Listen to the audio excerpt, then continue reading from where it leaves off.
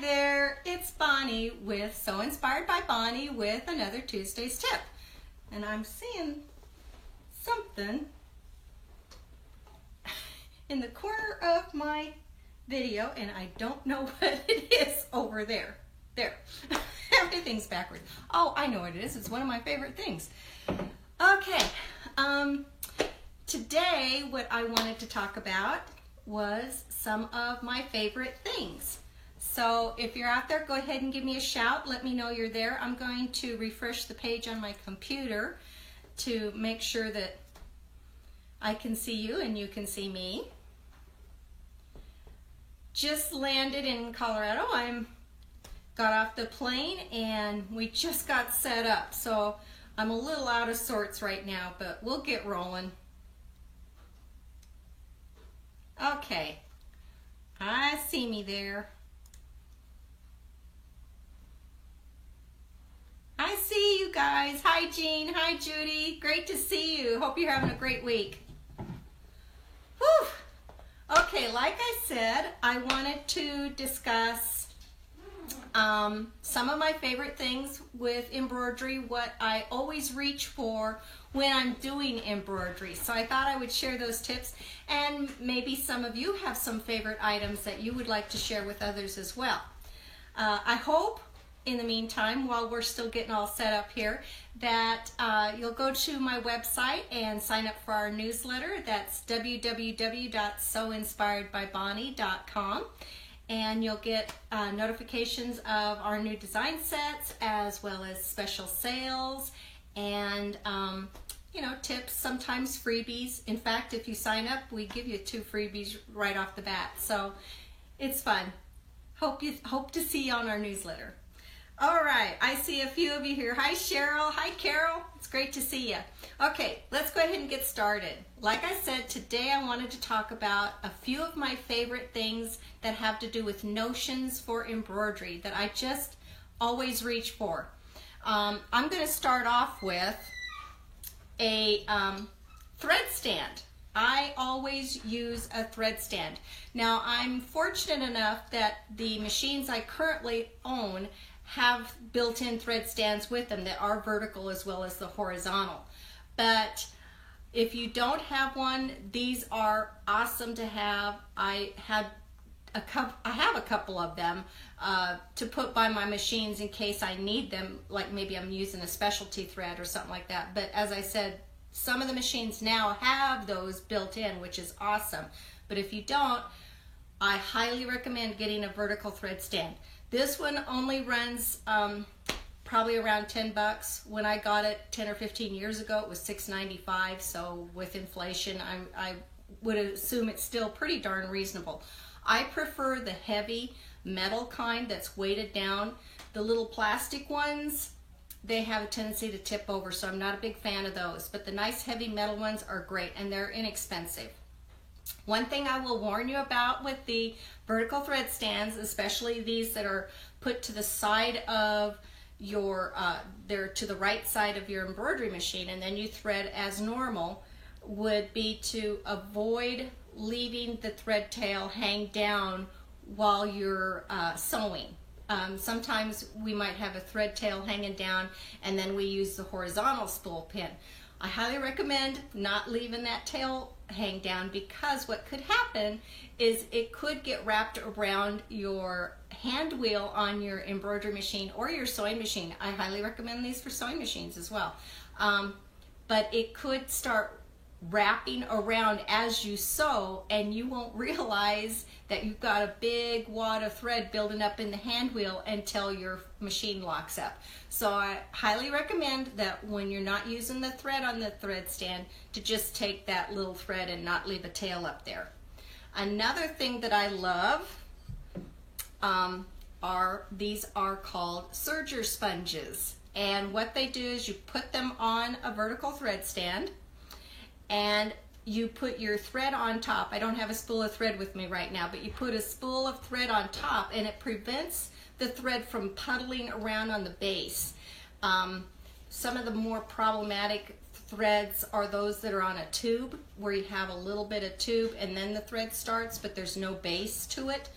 they'll puddle underneath and then they'll lock up. It won't feed, and then you'll have a needle break. So I really like the serger sponges to give you a nice big base. Now I even use these serger sponges on my built-in vertical thread stands on my embroidery machines because I like that they're a bigger, fatter area, so if there's any puddling, it's not going to get caught underneath and cause my thread to jam up and break a needle. So just because it says serger on it doesn't mean you can't use it on your embroidery machine. So those are serger sponges. One of my other favorite things is a makeup brush. I never have been a huge fan of the teeny tiny little brushes that you get with your embroidery machine. They're hard, they're really small. If you get a nice makeup brush, you can swish around in your bobbin case area and you'll get all the dust and lint out of there lickety split. So I have two of these, one by each machine. Another thing that I really like, when I was first starting, and you know, we kind of progress, don't we? We start with one thing and then we try something else and we kind of evolve. When I first started out with embroidery, I had the tiny little scissors that a lot of people have with the little red handles, and those work really well for cutting threads. Trouble is, I was not blessed with long, thin fingers. My fingers are kind of short and stubby. I guess that's partly because I'm short and stubby. But my fingers are very short and stubby too, so they're pudgy. And for me, anyway, I found getting my fingers into those little handles were kind of difficult. And so I ran across these. These are Snippies by Havells. And I can later post the brands that I'm using here. But these are by Havells, and what I liked about these was I could just grab them without messing around getting my fingers in the little holes for the scissors. These are great if you're just cutting threads for the embroidery. They have a little curve to them, and I really liked them. And then I was introduced to these. These are also by Havel, I'm pretty sure. These are another little Havel scissor, and they have a much deeper bend on them. These are also great for cutting threads, and they really can get up close to those little hard to reach areas. You know, if you might have a little jump stitch between two eyeballs or something, it's really nice to get in there and get nice and close with these. So I really like these.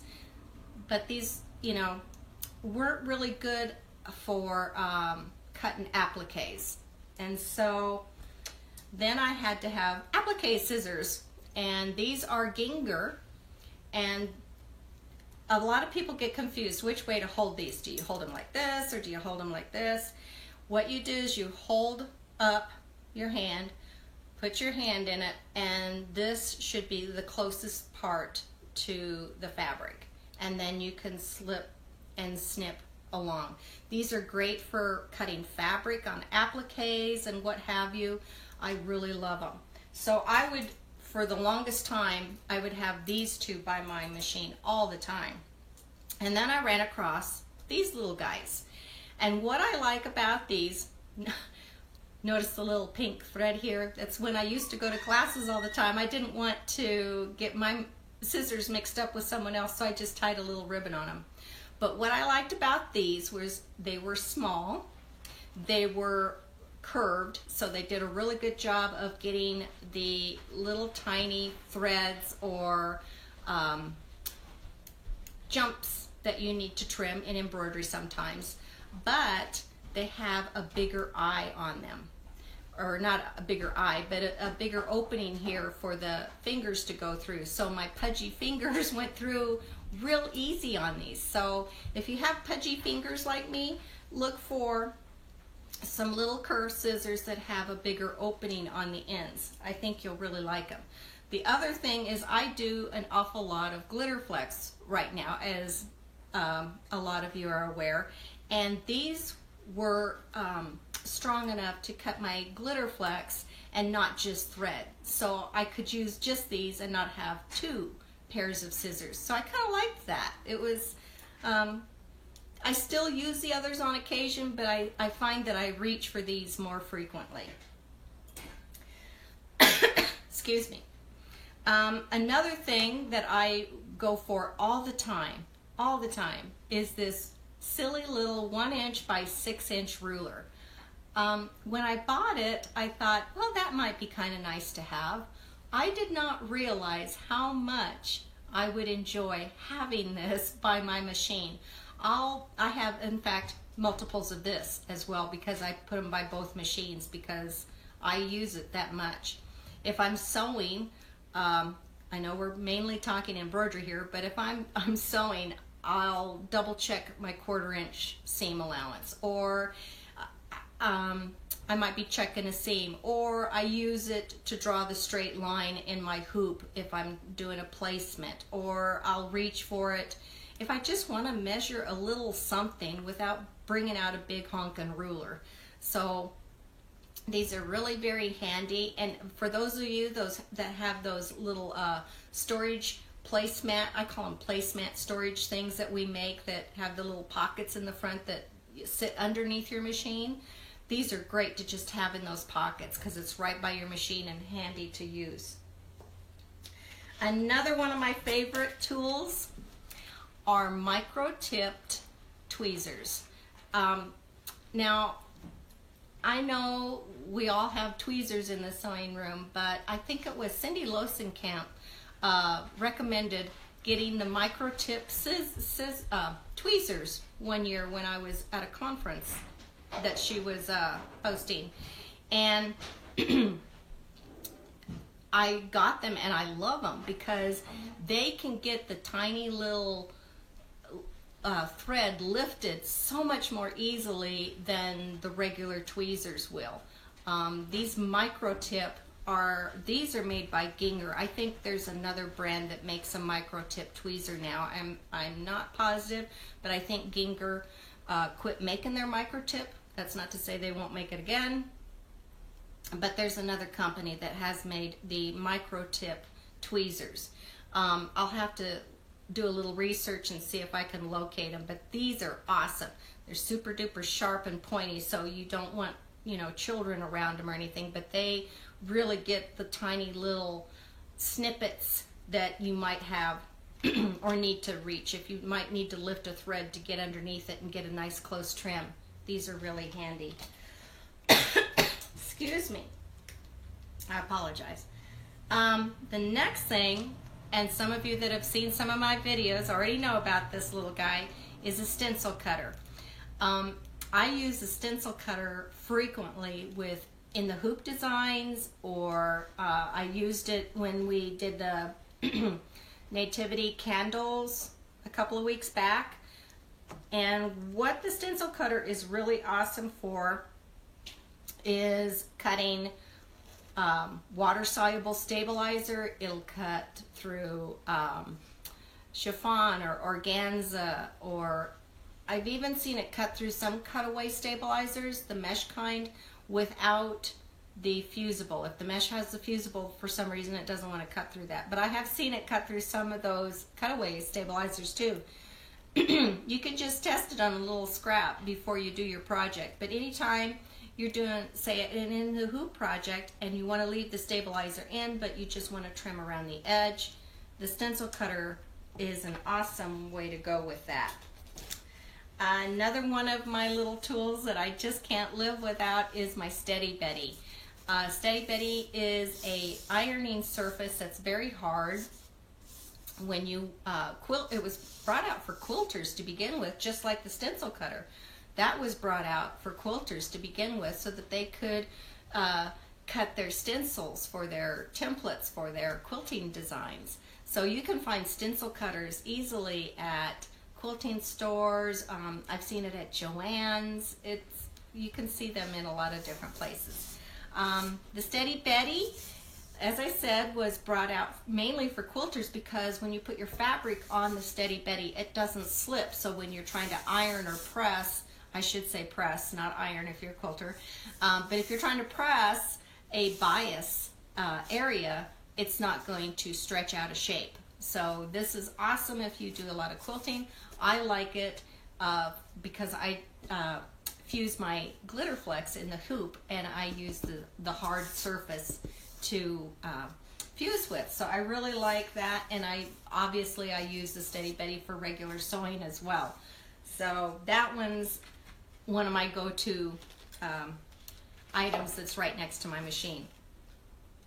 And last but not least, since I do a lot of Glitterflex, I can't live without my little heat sealing iron. This is by Hanger. It's a Hanger 9. It's a little heat sealing iron. It's around 20 bucks, and it gets very hot. I was introduced to this many years before I did Glitterflex. My dealer carried it as a little iron to have next to our machines when we were doing sewing, you know, just maybe wanting to press open a nice little quilt block or what have you. So I used it for many years before I had the Glitterflex. And when I came out with the Glitterflex, I just love the little heat iron. You just, you know, fuse it in place and it works like a champ. For those of you that are not familiar with what Glitterflex is, it is a very thin, super sparkly, it has a clear carrier that comes off, and you use this instead of an applique fabric, and it's a type of heat transfer vinyl that is fusible, and it is super sparkly, if you can kind of see that. So you kind of know what I'm talking about when I mention Glitterflex. It's very, very thin, and you can tear it. You could tear it away from your applique, being very careful to hold it down and then tear, or you can trim. So it's pretty cool. We sell over 50 colors on the website, so if you're curious, we have it in stock.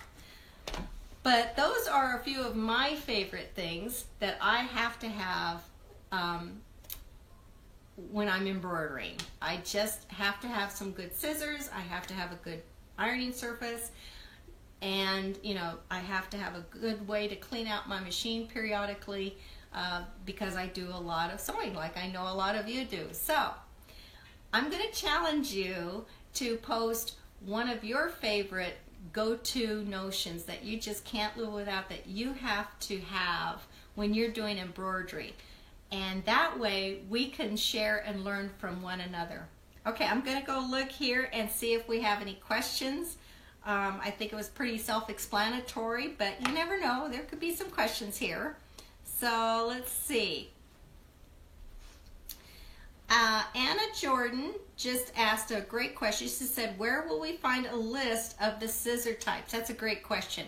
I will probably later in the day, because I'm not in my normal setting or normal office, post it at the top of this video. So it'll be up at the top. I'll post a list. I'll have a little description later on as to what we discussed, and then underneath that I'll post a list of the different scissors and what their names are, so that you can search for them. Bear in mind that makes a really good point too. Bear in mind that almost all of the dealers will do special orders for you. If you go in and you can't find something, say you can't find the little snippies from, I think it's from Havells, but if you can't find the little snippies, you can say, can you order these for me? 9 times out of 10, they're more than happy to do a special order for you if you can't locate it. So, you know, keep your dealers in mind when you're trying to find things, because they're really a good source for us. Okay. I see some of their favorite items are coming in. Lee just said blue painter's tape. Oh yes, that is a great one to have in the sewing room. I've used that. I've also used Frog's tape, which is green. Same difference. It's wonderful. Yes, I use it for various things. Let's see. Candy is asking, would you repeat the information about the iron and where to get it? I will post a link later on in the day. I got mine, my original one that I had for many years and I wore out, I got from my dealer. And then they didn't carry it anymore, so I did a Google search and I found it on Amazon. and it's called Hanger. This one's called Hanger 9. I think the one that I found on Amazon might be a different name, but it's a heat sealing iron. Looks very much like this, and I got this one off of Amazon. So I'll get the link for this and post that up above when I get all that list together. Won't be until later on, probably later today. Let's see, what else do we have? Teresa is saying another good cleaner like the makeup brush is a, uh-oh, it moved on me. It moved and now I can't see it. I think I'll have to read it afterwards because I know it's in there, but it moved on me so I can't see it. Oh, Terry just came up with a really good one. She said Wonder Clips. Those are amazing, yes. Wonder Clips, she says, Wonder Clips for holding fabric out of the way when doing float embroidery. So many things shouldn't be hooped. That's very true. The Wonder Clips are amazing. I love the Wonder Clips when you're doing the really thick, you know, you're sewing something and it's really thick and you just don't want to, you can't put pins through it. Great tip, Terry. Gail is saying a USB hub. Keep it in the machine. Oh, we can't do without USB hubs anymore, can we? We've got to get our designs over there. Valerie is saying that she's a newbie, and what is the difference between Glitterflex and marine vinyl? How do you use Glitterflex for embroidery? Valerie, that's a great question. I do have a video on YouTube on how I use Glitterflex for machine applique. It's one of my earlier videos, and that video has a really good instruction on how Glitterflex is used. Marine vinyl is thicker. I think marine vinyl is probably better used on in the hoop projects such as key fobs or where you want something with extra body. Glitterflex, on the other hand, is better on projects like quilts or garments where you want it to still be a little bit softer, not so stiff. You don't want to use Glitterflex on towels because it needs to be fused, and with anything with a pile, you've got little fibers that are kind of sticking up and the fuse can't get to the base of that fabric. It's only fused to the top. So you could kind of poke holes in it or something. I wouldn't recommend it on towels. So marine vinyl would be better on towels. If you were doing, I've seen those towel wraps with the children, you know, for children, I should say. I think the marine vinyl would be better suited for that kind of a thing. So, you know,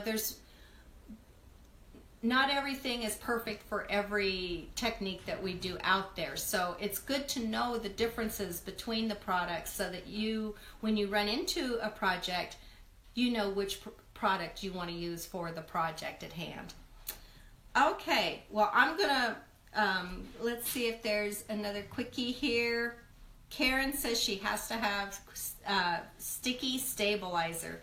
Sticky stabilizer is awesome. I have to have a few different kinds. I know all of you do too.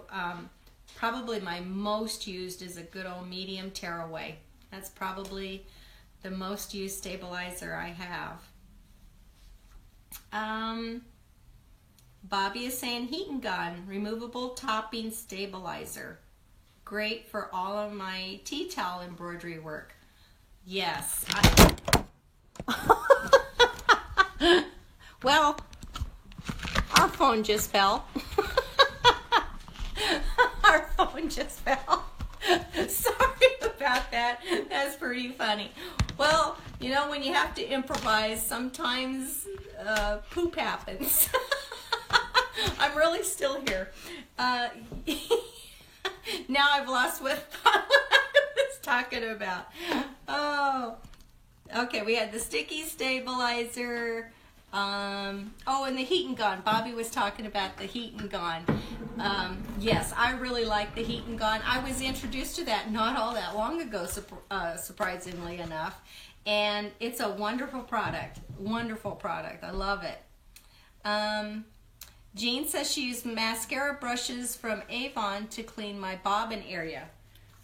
I use just a a standard makeup brush from I think I got this from Target. I'm sure I did. Just got it from Target. I love them. Makeup brushes are great. Okay, well, I think we've done our damage for today. So we'll go ahead and sign off. Again, I hope that you sign up for our newsletter at www.soinspiredbybonnie.com, and I will be keeping in touch with you there with, again, tips and sales and new releases. And I am working on a new release, and they're turning out really cute. So I hope to be showing you some pictures real soon. Until then, hope you have a great week. Talk to you later. Bye-bye.